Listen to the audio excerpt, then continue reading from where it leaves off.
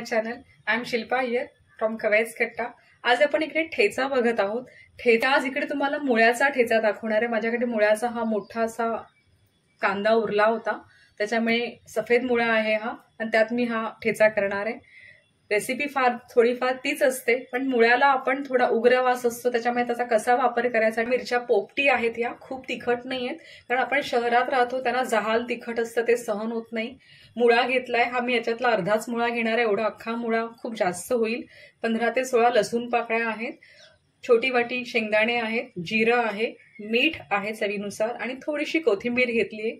आणि मुळ्यामुळे आपण ह्याला वरून सुरसुरीत असं लिंबू पिळणार आहोत, जेणेकरून मुळ्याचा जो तिखटपणा आणि कडसरपणा जो आहे तो थोडा कमी होईल, उग्रपणा. मी ते गॅस स्टोव्हवर माझा हा पॅन ठेवलाय. तुमच्याकडे जर लोखंडी तवा असेल तर ठेचा शक्यतो लोखंडी तव्यातच करतात, पण सध्या मी काय तो तवा वापरत नाही. हा माझा ग्रेनाइट पॅन आहे, म्हणजे हा दगडी पॅन आहे, आणि याच्यामध्ये मी ठेचा करणार आहे. तर मी ह्याच्यामध्ये 2 चमचे तेल घालणार आहे. त्यात आधी आपण ह्या तव्यामध्ये शेंगदाणे आहेत ते परतून घेऊया.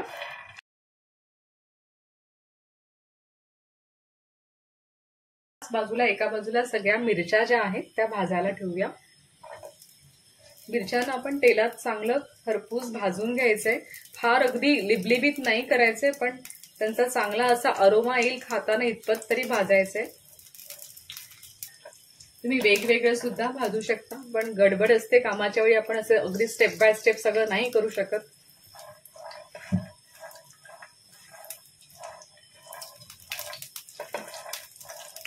मिरच्या नाही, थोडं तेल लागलं की मिरच्या पण चांगल्या भाजल्या जातात. मी आता याच्यामध्ये लसूण घातलेला आहे आणि जिरं पण घातलेलं आहे. लसूण आपल्याला फार अगदी भाजायचा नाहीये, थोडाच कच्चाच ठेवायचा आहे. तो माहिती तोच ठेचायला येईल आणि मिरची बाजूला राहील. त्यामुळे कुठलेही पदार्थ एकमेकांवर ओव्हर पॉवर होणार नाही याची काळजी घ्या. आपलं हे भाजून झालेलं आहे आणि मी स्टोव्ह फ्लेम बंद केली आहे, आणि मी असंच या पॅनवर ह्याला गार करत ठेवणार आहे. तोपर्यंत आपण आपला जो मुळा आहे तो किसून घेऊया. जेवढा आपल्याला वापरायचा आहे तेवढाच मी काढून घेणार आहे.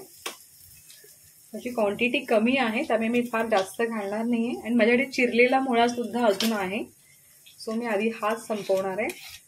ह्याला आपण असं सालं काढून घ्यायची, कारण त्याची मुळं ह्याच्यावर असतात. मुळा जमिनीत असतो, त्याच्यामुळे त्याला माती पण असते. त्याला ह्या मोठ्या दाताने किसणीवरती किसून घ्या. बघू शकता हा जाडजाड असा किसून झालेला आहे, आणि आपल्याला असाच किसायचा आहे. आपल्याला त्याला जास्त पातळ वगैरे किसायचा नाहीये. माझ्याकडे मुळा अजून दुसरा चिरलेला पण आहे, तो पण मी वापरणार आहे, म्हणून मी हा थोडा कमीच किसते. मी पुन्हा स्टोव्ह फ्लेम जी आहे ती ऑन करते.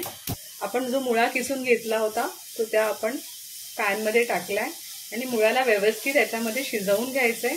आपल्याला फार शिजवायचं नाहीये, पण मुळ्याला पाणी सुटतं जर आपण त्यात कच्चा टाकला तर, त्यामुळे तेवढं शिजवलंच पाहिजे आपल्याला.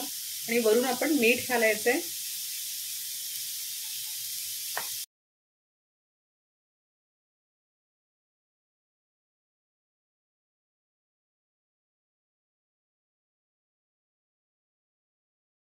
ऑलमोस्ट आपलं पाणी पण मुळ्यातलं निघून गेलेलं आहे, आणि आपलं हे जे मिश्रण आहे हे कोरडं झालंय. तर मी फ्लेम स्विच ऑफ करणार आहे गॅस स्टोव्हची,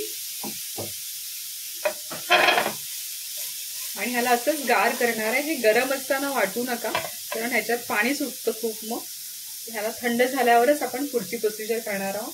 पूर्ण जे आपलं पॅनवरचं मिश्रण होतं ते सगळं आपल्या मिक्सरच्या ड्राय भांड्यात काढून घेतलंय, आणि याच्यात थोडीशी कोथिंबीर घालते मी. ठेच्यामध्ये तुम्हाला माहित असेल का माहित नाही, पण जाडं मीठ वापरलं जातं, का तर ठेचा टिकावा म्हणून. पण आधी आपण ह्याला कोरसली वाटून घ्यायचं, म्हणजे खडबडीत वाटायचे, खूप फाईन पेस्ट नका करू. हे एका पल्समध्ये आपण थांबून थांबून वाटायचंय.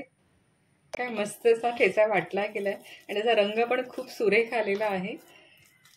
ह्याच्यावरच आता आपण व्यवस्थित असं लिंबू पिळून घेणार आहोत. ठेचा आपण एका भांड्यात काढून घेऊया. याच्यात थोडं तुम्ही जाडं मीठ घातलं की ह्याची टेस्ट अजून अप्रतिम लागते. तुम्ही नक्की घाला तुमच्याकडे असेल तर, आणि ते सुद्धा तुम्ही वाटल्यानंतर घालायचं. वाटण्याआधी जाडं मीठ नाही घालायचं, नाही तर मग ते मिक्सरमध्ये वाटलं जातं. तुमच्याकडे जर ठेचा कुटायचं दगडी भांडं असेल तर तुम्ही अवश्य त्याच्यावर कुटा. खूप पण आहे, पण सध्या मला वेळ नाहीये ते काढायला आणि करायला. मी याच्यावर मस्त असा लिंबू पिळणार आहे. माझ्या तोंडाला आत्ताच पाणी सुटलंय.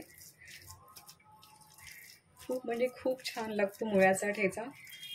मी नक्की ट्राय करून पहा. तर ठेच्यात तेल घालायचं. तुम्ही ऑब्झर्व केलं असेल कधी कुठल्या घाटावरच्या रेस्टॉरंटमध्ये, तर ठेच्याला तेल असतं ठेच्यामध्ये, कारण तो टिकावा म्हणून.